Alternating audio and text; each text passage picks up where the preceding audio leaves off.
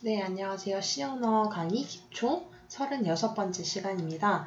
지난 시간에 이어서 오늘도 구조체라고 하는 개념에 대해서 조금 더 자세하게 살펴볼 텐데요. 일단 지난 시간에 살펴보았던 구조체라고 하는 개념이 어떤 것이었는지 다시 한번 되짚어 보도록 하겠습니다.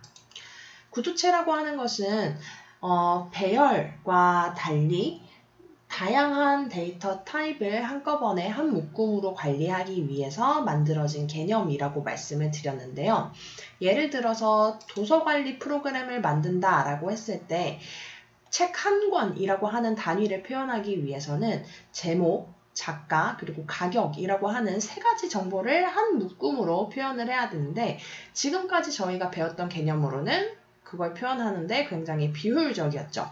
그래서 캐릭터 64배열이라고 하는 타이틀과 캐릭터 32배열의 author, 그 다음에 int 타입의 price라고 하는 세 가지 데이터 타입을 하나로 묶어서 표현하기 위한 방법이 바로 struct라고 하는 구조체 개념이었습니다. 구조체는 이미 컴퓨터에 기본적으로 정의되어 있는 기본 데이터 타입과 달리 사용자가 본인이 필요한 데이터 타입을 스스로 정의하는 유형이기 때문에 컴퓨터한테 얘는 구조체인데 어떻게 생긴 구조체이고 이름은 뭐야 라고 명확하게 전달을 해줘야 된다고 하였죠. 그 과정을 구조체 정의라고 말씀을 드렸습니다. 그래서 구조체를 사용하기 전에는 일단 어떤 모양으로 생긴 구조체를 만들 건지 앞으로 사용을 할 건지에 대해서 선언을 하는 과정이 필요한데요. 구조체를 정의하는 방법은 크게 두 가지를 설명을 드렸습니다. 첫 번째는 위에서 보시다시피 기본적인 유형으로 struct, 이거는 구조체야 라고 먼저 말을 해주고요. 그 다음에 구조체 이름, 앞으로 나는 이렇게 모양이 생긴 구조체를 book_s라고 부르겠어. 그리고 그 안에는 캐릭터 64배열과 캐릭터 32배열과 int 타입이 하나 들어가 있을 거야. 이렇게 생긴 모양은 앞으로 struct book_s라고 얘기를 하겠어 라고 컴퓨터한테 알려준 다음에 말씀드렸다시피 구조체라고 하는 것은 하나의 틀, 붕어빵 틀이기 때문에 붕어빵을 실제로 만들어내는 것, 즉 변수를 선언을 해야지 그 붕어빵을 사용할 수가 있겠죠. 그래서 직접 이 구조체 모양으로 생긴 변수를 선언해서 실제로 우리가 사용하는 것은 이 변수가 되겠죠.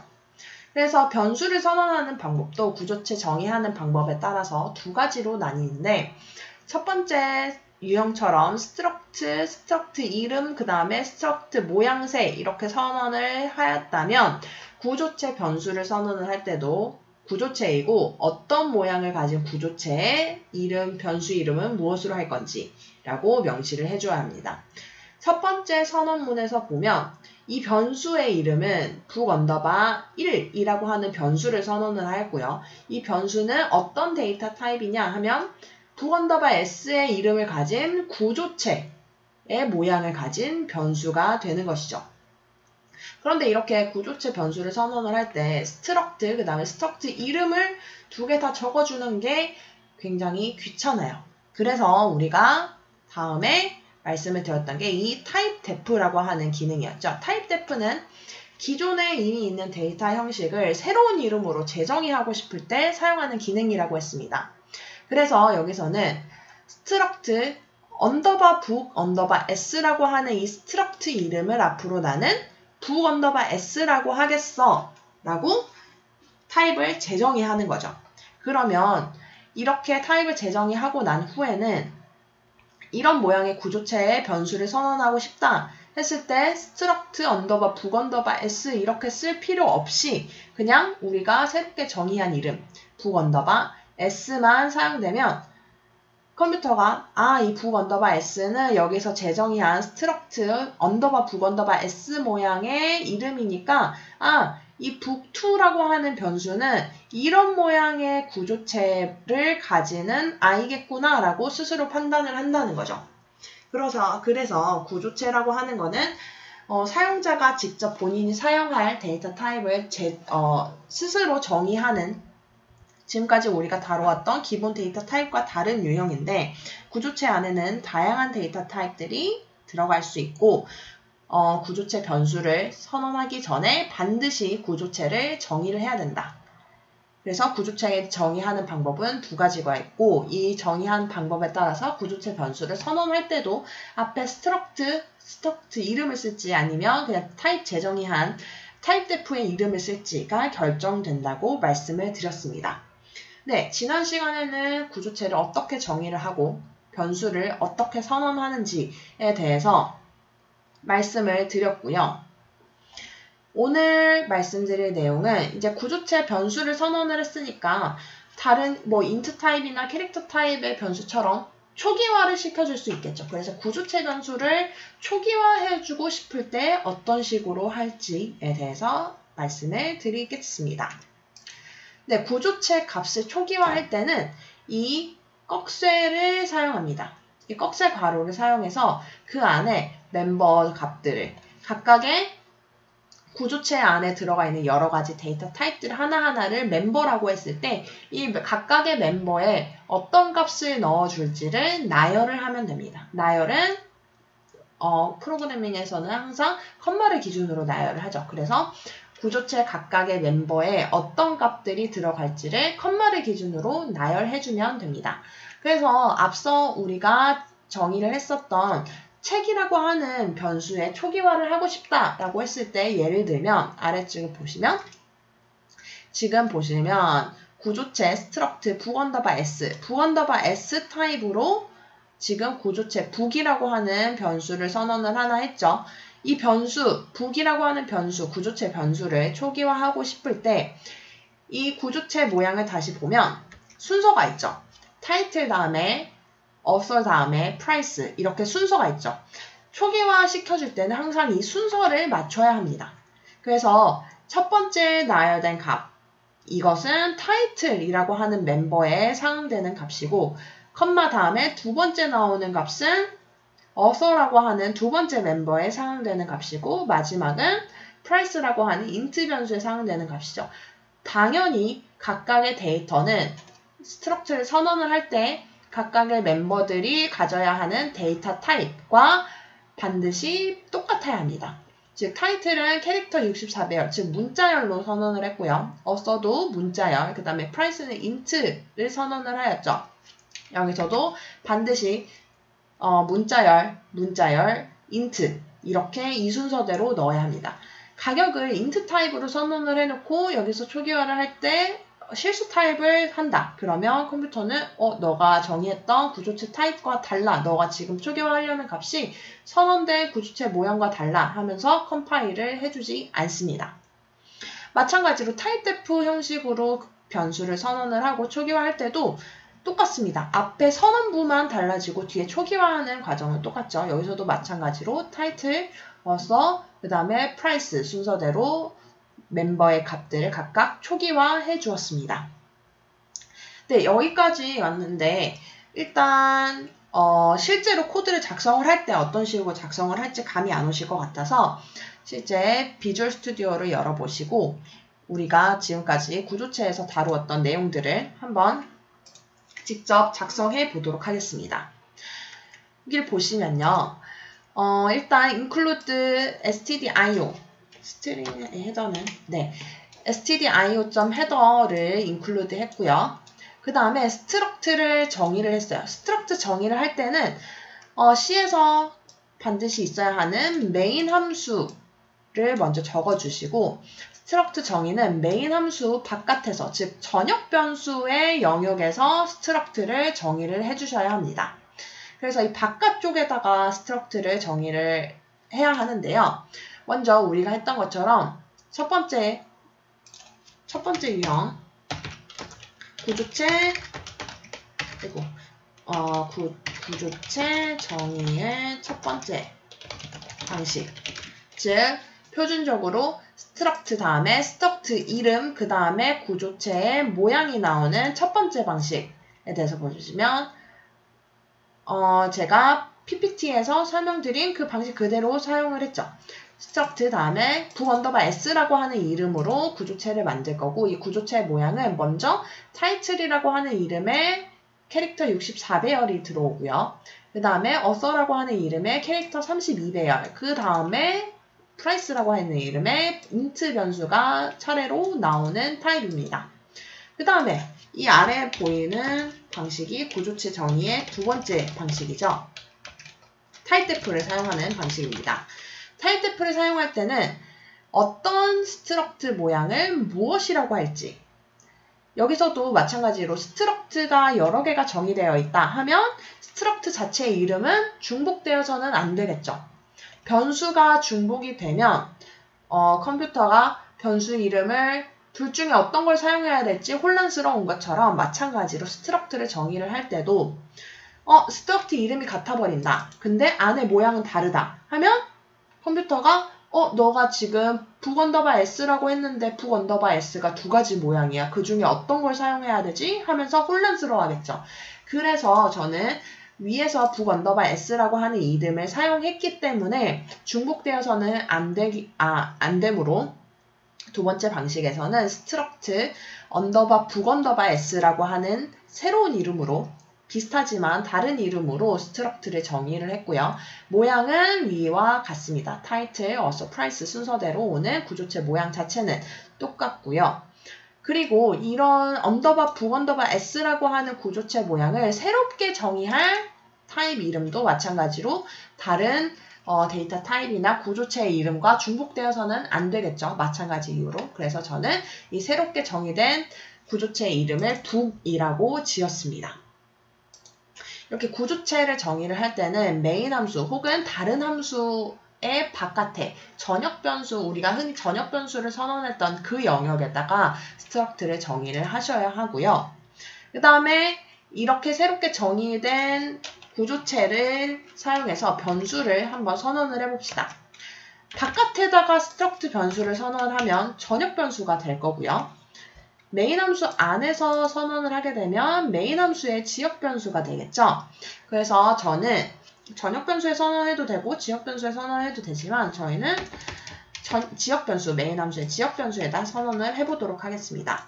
먼저 첫 번째 방식으로 구조체를 정의한 북_s 타입의 구조체 변수를 선언한다고 하였을 때 첫 번째 방식은 타입데프를 사용하지 않았기 때문에 그대로 스트럭트, 구조체를 선언을 할 거고 구조체 중에서 북_s라고 하는 타입의 구조체 변수를 선언을 할 거야. 그 다음에 변수 이름을 지어줘야겠죠. 북_1이라고 하는 변수 이름을 지어주고 지금 스트럭트, 북_s 타입의 스트럭트 변수 북1이라고 하는 변수를 선언을 했습니다. 두 번째 타입으로 이 타입데프를 사용한 구조체 방식으로 변수를 선언을 하게 되면 타입데프는 그냥 줄여서 이렇게 새롭게 정의를 할 거야 라고 하는 기능이었죠. 그렇기 때문에 스트럭트 북_s를 쓸 필요 없이 북이라고 하는 스트럭트 타입의 북_2라고 하는 변수를 선언을 할 거야. 이거는 위에 있는 변수 선언문은 첫 번째 방식으로 선언된 구조체 변수를 선언을 한 거고요. 이 아랫줄에 있는 북2는 타입데프를 사용한 구조체 정의 방식을 사용한 변수를 선언을 한 거죠. 그러면 여기서 북_s 타입으로도 선언이 가능할까? 스트럭트 북_s 북3 이렇게 선언을 하려고 했더니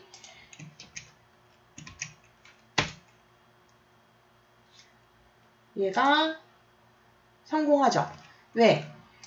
저희는 여기서 이미 여기서 스트럭트를 정의를 한 거죠. 스트럭트 북_s라고 하는 구조체는 이런 모양으로 생겼는데 이렇게 생긴 모양을 앞으로 나는 북이라고 이름을 붙일 거야. 결국은 스트럭트 북_s와 북은 같기 때문에 이 두 가지 방식이 모두 선언이 가능한 거죠. 그런데 이렇게 길게 쓰려면 굳이 저희가 타입데프를 할 필요가 없겠죠. 그렇기 때문에 타입데프를 한 경우에는 위에처럼 그냥 새롭게 정의한 스트럭트 이름 자체로 변수를 선언해 주시면 됩니다. 그래서 직접 비주얼 스튜디오에서 구조체 정의 방식 두 가지와 변수 선언 방식 두 가지를 실습을 해봤고요. 초기화를 한다면 지금 변수를 선언한 그 자리에서 꺽쇠 괄호 안에 이 멤버 순서대로 할당할 값들을 나열해주면 된다고 말씀을 드렸습니다. How Google Works라고 하는 타이틀이고요. 그 다음에는 어서죠, 작가. 그 다음에 에릭 슈믹스. 그 다음에 값이 price 19,000원이라고 하는 정수 타입을 할당을 했습니다. 여기서 만약에 int 타입으로 선언을 했는데 저희가 지금 3.5달러, 예를 들어 3.5달러라고 한다. 그러면 여기서 컴파일을 해볼까요? 컴파일이 되네요. 되는데 여기서 에러가 뜨죠. 에러라기보다 워닝이 뜨죠.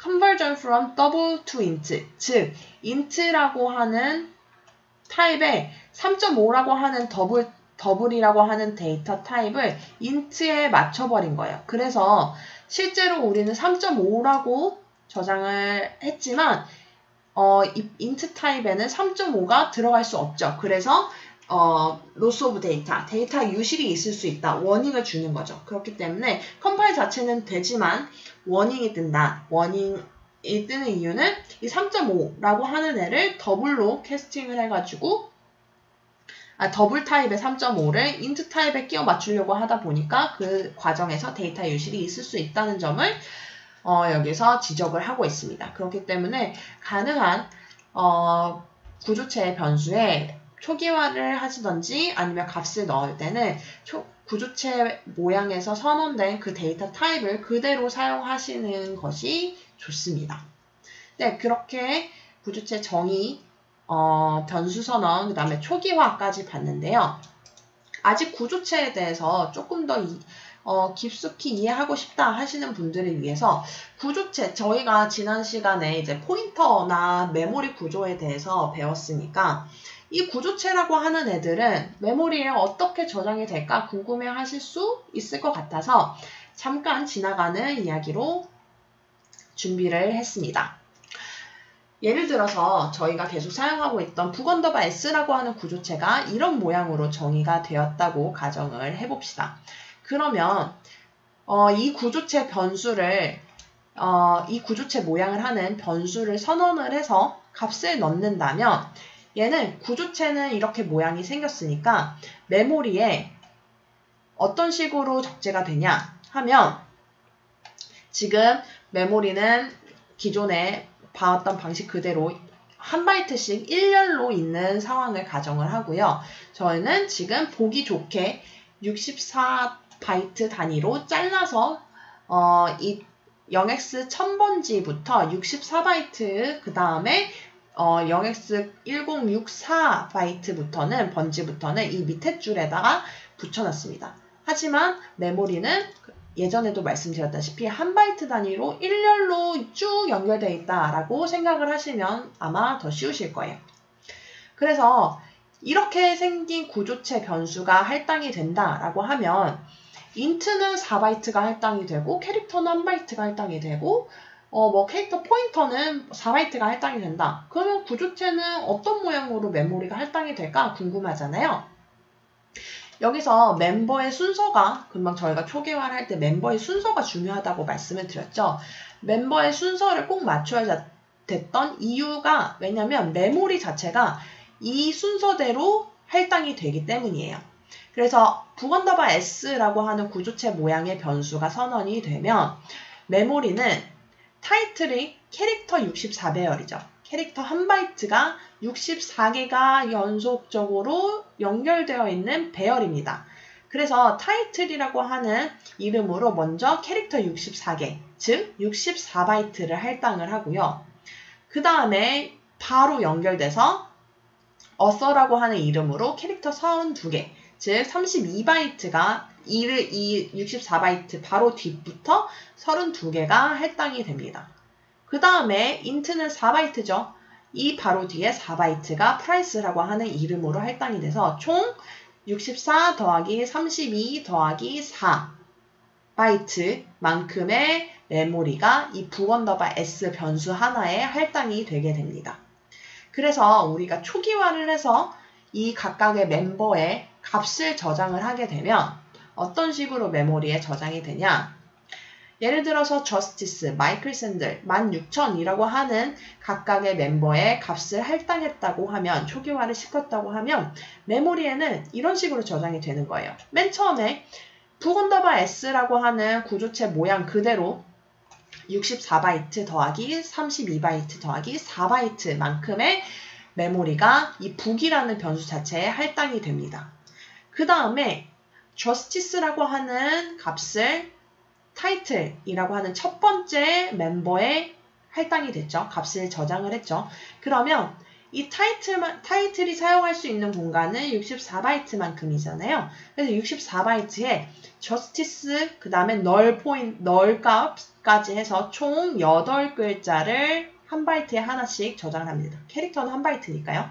8바이트를 저장을 하고 그 뒤는 0이 들어가 있을지 3A가 들어가 있을지 알 수 없습니다. 얘가 지역 변수로 선언이 되어 있다면 3A 값이 들어갈 확률이 굉장히 크겠죠.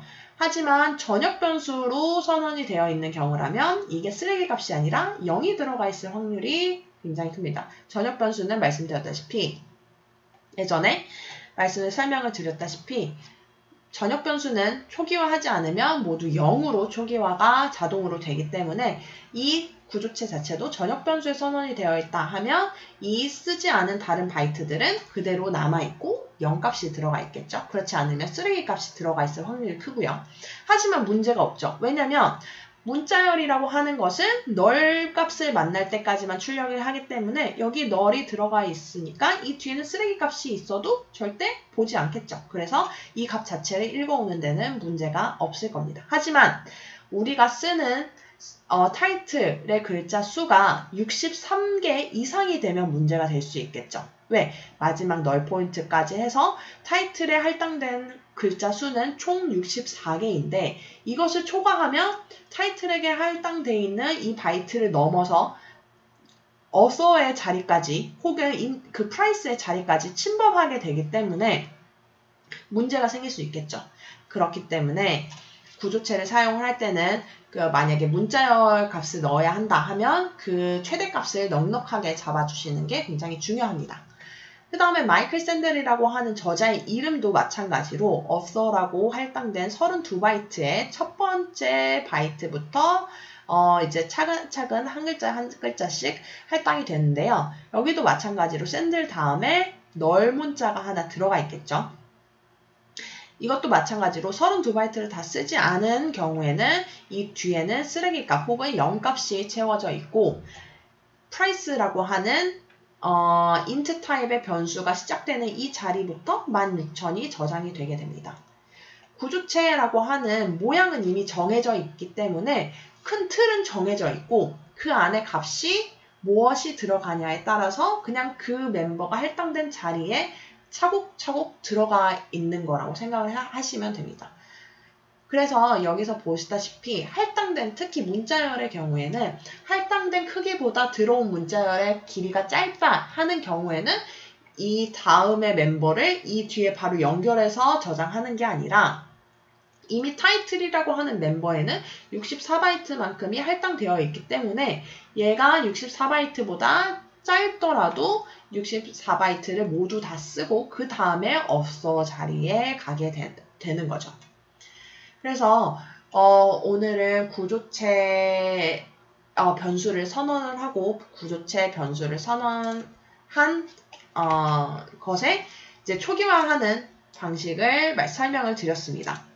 그래서 초기화를 할 때는 꺽쇠괄호 안에 멤버가 선언된 순서대로 차례차례 컴마를 기준으로 나열을 해주면 된다고 말씀을 드렸고요. 이때 주의할 점은 첫째, 선언된 데이터 타입, 각 멤버의 데이터 타입과 실제 할당된 데이터의 데이터 타입을 꼭 반드시 맞춰줘야 할 것. 두 번째, 문자열을 넣는 경우에는 구조체 각 멤버에 할당된 문자열의 길이보다 긴 문자열을 넣는 경우 문제가 생길 수 있으니 최대값을 넉넉하게 할당을 해주든지 아니면 값을 넣을 때 최대값보다 짧게 반드시 들어갈 수 있도록 처리를 해주는 것이 중요합니다. 그래서 오늘은 구조체 정의, 구조체 변수 선언, 초기화까지 대부분의 내용을 마쳤고요. 다음 시간에는 초기화를 하고 난 다음에도 예를 들어서 가격이 변할 수 있잖아요. 그래서 초기화를 한 다음에